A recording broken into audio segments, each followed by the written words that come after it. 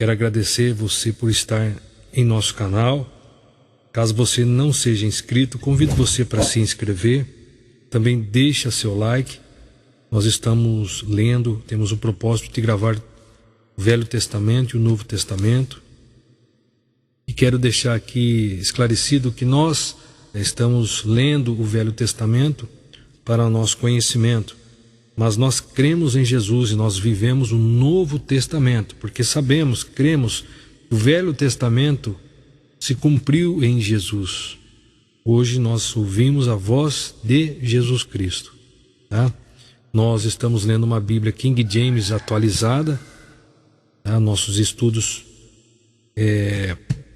nós lemos aqui a Bíblia que nós indicamos, é a Bíblia King James atualizada. Se você tiver uma edição, você pode acompanhar as nossas gravações. Especialmente é uma versão de estudo, uma Bíblia King James atualizada, uma Bíblia de estudo, ok? Então vamos à nossa leitura neste momento em Deuteronômio capítulo 10. Depois desses eventos, o Senhor me ordenou: corta 2 placas de pedra como as primeiras e sobe para encontrar-se comigo no alto do monte. Faze também uma arca de madeira. Escreverei sobre as placas as palavras que foram gravadas nas primeiras tábuas que quebraste, e tu as colocarás na arca. Versículo 3. Assim fiz uma arca de madeira de acácia, cortei 2 placas de pedra, como as primeiras, e subi a montanha, com as 2 tábuas nas mãos. Versículo 4. Ele então escreveu sobre as novas tábuas o mesmo texto que havia escrito antes, os 10 mandamentos que Yahvé vos havia proclamado no monte, do meio do fogo, no dia que estáveis todos unidos em assembleia. Em seguida, o próprio Yahvé entregou-as a mim. Versículo 5. Depois dei meia volta, desci da montanha e coloquei as 2 tábuas na arca que eu havia feito. E elas permaneceram lá, conforme o Senhor me instruíra. Versículo 6. Os filhos de Israel partiram de Beerote, Bene e Aacã, dos poços dos Jaacanitas, e dirigiram-se para Moserá. Ali Arão morreu e foi sepultado, e o seu filho Eleazar foi o seu sucessor como sacerdote. Versículo 7. Dali partiram para Gudgodá, e de lá para Jotibadá, terra de muitos ribeiros. Naquela época, Yahvé separou a tribo de Levi para carregar a arca da aliança do Senhor, para estar diante do Eterno, a fim de ministrar e pronunciar bênção em seu nome, como se faz ainda hoje. Versículo 9. É por esse motivo que os levitas não têm nenhuma porção de terra ou herança entre os seus irmãos. O Senhor é toda a sua herança, conforme Yahvé, o seu Deus, lhes prometeu. Versículo 10. E Moisés continuou historiando ao povo, Permaneci no alto do monte durante 40 dias e 40 noites, como na primeira vez. E o Senhor ouviu o meu clamor ainda esta vez e decidiu não destruir-vos a todos de uma vez. Versículo 11. Então ordenou-me o Senhor, levanta-te e vai, conduze este povo no caminho em que deve andar, a fim de que tome posse da terra que jurei aos seus pais que lhes daria.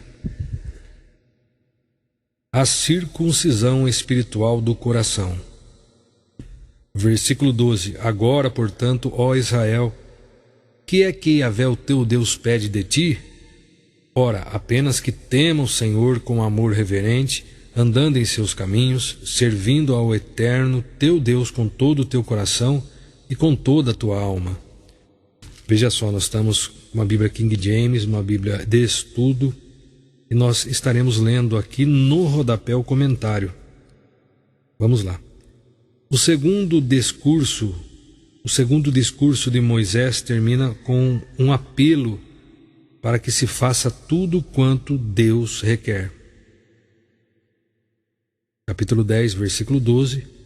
depois no capítulo 11, versículo 32. Há um pedido expresso para que todo pensar e agir seja seguindo a vontade de Yahvé. É uma forma de adoração ao Criador e Senhor do Universo. Capítulo 10, versículo 12 ao 22. Também uma convocação ao amor, fidelidade e obediência, baseado no poder de Deus, demonstrado no Egito e durante todo o tempo de peregrinação no deserto. Capítulo 11, do versículo 1 ao 7. Um apelo à submissão fundamentado nas bênçãos que o povo de Israel receberia se permanecesse leal. Capítulo 11, versículo 8 ao 17. Nesse discurso também termina com um apelo, recapitulando, que se faça tudo quanto Deus requer. Então, dentro desse pedido, nós lemos então, recapitulando: todo pensar e agir seja segundo a vontade de Deus. Aí nós vimos uma convocação ao amor, fidelidade e obediência baseada no poder de Deus. Um apelo à submissão fundamentado nas bênçãos que o povo de Israel receberia se permanecesse leal. E um encorajamento para que se utilizassem de várias maneiras para manterem vivas na lembrança e nos sentimentos toda a palavra de Deus, certos de que todas as promessas de vitória se cumpririam ao seu tempo.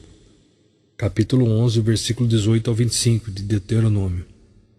O discurso é concluído com um apelo baseado nas duas únicas alternativas com que Israel e nós, por analogia, tinha à sua frente: uma bênção ou uma maldição. O discurso é concluído com um apelo baseado nas duas únicas alternativas com que Israel tinha à sua frente: uma bênção ou uma maldição. Capítulo 11, versículo 26 ao 32. Agora, tem uma sugestão aqui no meio da Revista Corrigida, de uma referência cruzada. Vamos abrir Mateus 22, 37. Asseverou-lhe Jesus. Vamos ler o 36 para melhor entendimento, onde Jesus está ensinando aqui o maior dos mandamentos. Então, foi perguntado a Jesus, versículo 36: Mestre, qual é o maior mandamento da lei? Asseverou-lhe Jesus: Amarás o Senhor teu Deus de todo o teu coração, de toda a tua alma e com toda a tua inteligência. Este é o primeiro e maior dos mandamentos. O segundo, semelhantemente a este, é: amarás o teu próximo como a ti mesmo. E estes dois mandamentos estão sujeitos. A estes dois mandamentos estão sujeitos toda a lei e os profetas. Então os fariseus ali eram muito legalistas, tanto que se emaranhavam em suas próprias leis e decretos. Discutiam sempre sobre quais, dentre suas muitas ordenanças, eram prioritárias para que um judeu alcançasse o reino dos céus e o sabate, o grande sábado, ou o descanso eterno. Eles haviam interpretado e abstraído do Antigo Testamento um total de 248 preceitos afirmativos e mais 365 negativos que acreditavam ser da vontade de Deus, pois o número coincidia com o número de dias do ano. Além disso, o total desses mandamentos, 613, era o mesmo que o número de letras contidas no Decálogo. Aí veja só, Jesus mais uma vez aproveita a oportunidade quando ele asseverou: amarás o Senhor teu Deus de todo o teu coração, de toda a tua alma, com toda a tua inteligência. Este é o primeiro mandamento e maior dos mandamentos. Então Jesus mais uma vez aproveita a oportunidade para mostrar àqueles líderes religiosos e a seus muitos discípulos ao redor, responsáveis pela continuação do ensino das Escrituras ao povo, que a mentalidade divina e o modo espiritual de raciocinar. O modo espiritual de raciocinar diferiam e em muito da limitada e egoísta dialética humana. Jesus então cita Deuteronômio 6,5, uma parte do Shema, orações e reflexões diárias dos judeus. Na Septuaginta, o Antigo Testamento em grego, a palavra aqui traduzida por, entre aspas, inteligência é literalmente mente. Literalmente a mente. Marcos 12:30. O verbo grego traduzido aqui por amarás não é o filéu, como em algumas versões, que significa uma afeição entre amigos, mas sim o verbo agapau, uma obrigação de dedicação absoluta a alguém, determinada pela vontade. Uma obrigação de dedicação absoluta a alguém determinada pela vontade. Jesus foi o primeiro líder espiritual judeu a combinar os dois mandamentos de amor para formar o mais sintético resumo da lei, Levítico 19:18, revelando aos fariseus e a todos nós que não são os muitos regulamentos e leis que tornam uma pessoa santa, mas sim seu genuíno e sincero amor a Deus e a seu próximo mais achegado, entre parênteses, familiares, e a seus próximos e vizinhos, entre parênteses, comunidade, sociedade. Voltando em Deuteronômio, capítulo 13, e que obedeças aos mandamentos e doutrinas do Senhor, que hoje te ordeno, para a tua plena felicidade. Versículo 14, eis que os céus e os céus dos céus, a terra e tudo que nela existe, e tudo que nela existe, tudo, absolutamente tudo, pertence a Yahvé, o Senhor teu Deus. Vamos abrir em Salmos 149, verso 4. Pois o Senhor se compraz em seu povo, ele coroa de vitória os humildes. Veja aqui no comentário, a salvação é o dom de Deus capaz de conceder nova vida ao crente, vida repleta de atitudes santas, vida repleta de atitudes santas e que glorificam o nome do Senhor, expressas durante todas as horas do dia por meio de atitudes práticas. Essa salvação evoca também orações e cânticos de louvor à noite. Verso 5: regozijem-se nessa glória os fiéis e cantem jubilosos o dia todo e ao deitar. Veja só aqui, a graça salvadora do Senhor só pode habitar o coração humilde, que não confia em seus recursos pessoais para conquistar a benevolência e o favor do Altíssimo. Somente os salvos podem louvar a Deus pelo presente do maravilhoso resgate e coroa da vida eterna. Aí, vamos ler aqui, verso 6, altos louvores a Deus estejam sempre em seus lábios, em suas mãos, e em suas mãos a espada de 2 gumes. 2 pontos. Verso 7, para exercer vindicação entre as nações e castigo sobre os pagãos. O amor justo e leal de Deus tem 2 facetas. 2 pontos. Misericórdia e perdão aos que humildemente recebem sua graça salvadora, e vindicação, retribuição punitiva em hebraico, contra os ímpios e arrogantes que procuram destruir seu povo e ridicularizar sua palavra. No Novo Testamento, as nossas armas são outras. 2 pontos. Devemos nos revestir do poder do Espírito Santo e vencer a fraqueza na nossa própria carne e as investidas dos exércitos de um inimigo ainda mais cruel e voraz, o diabo. 2 Coríntios 6:7, 2 Coríntios 10:4. Efésios 6, 12 ao 17, Hebreus 4, 12. A participação da Igreja de Cristo e, portanto, dos cristãos no castigo divino final contra as nações pagãs do mundo está reservada para o momento derradeiro do dia do Senhor. 1 Coríntios 6, 2, 3. Voltando em Deuteronômio, continuando no versículo 16: circuncidai, pois, o vosso coração espiritual, retirando toda a obstrução carnal, e deixai de ser insubmissos e teimosos. Colossenses 2:11. Nele também fostes circuncidados, não por intermédio de mãos humanas, mas com a circuncisão feita por Cristo, que é o despojar da carne pecaminosa. Romanos 2, 28. Portanto, não é legítimo judeu quem simplesmente o é exteriormente, nem é verdadeira circuncisão a que é feita apenas fora do coração, no corpo físico. Absolutamente não. O judeu é quem o é interiormente. E circuncisão é realizada na alma do crente, pelo Espírito, com letra maiúscula, o Espírito de Cristo, e não apenas pela letra da lei. Para todos estes, o louvor não provém de homens, mas de Deus. Veja só aqui, a circuncisão, entre parênteses, corte do prepúcio do órgão genital masculino, fecha parênteses, era um sinal da aliança que Deus estabeleceu com Israel e seu povo.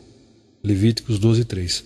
O penhor de bênção decorrente dessa aliança, Gênesis 17, 10, 11.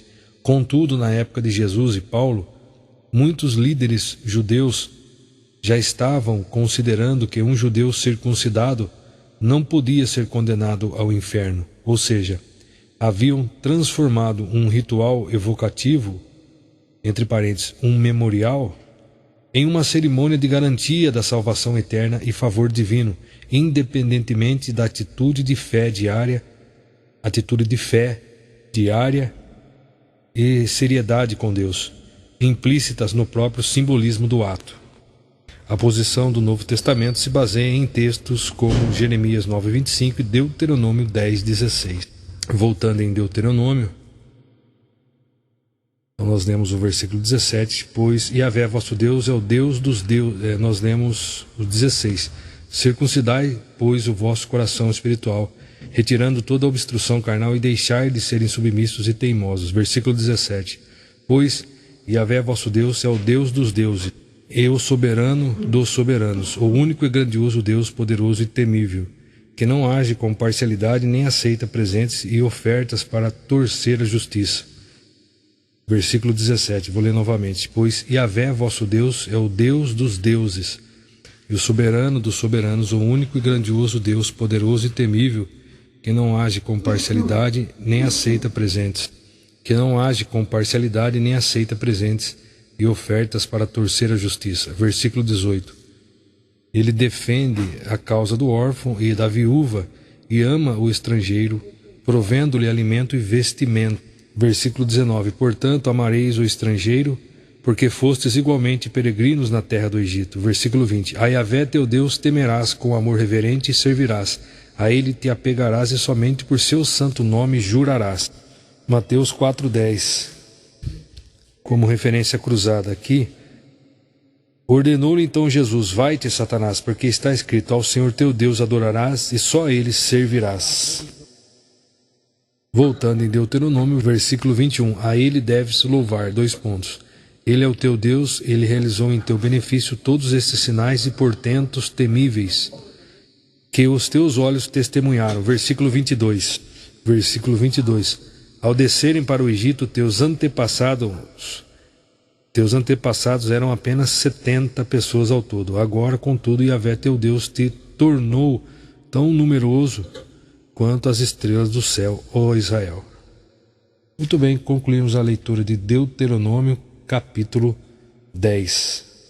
Todas as nossas dúvidas nós esclarecemos aqui na palavra de Deus.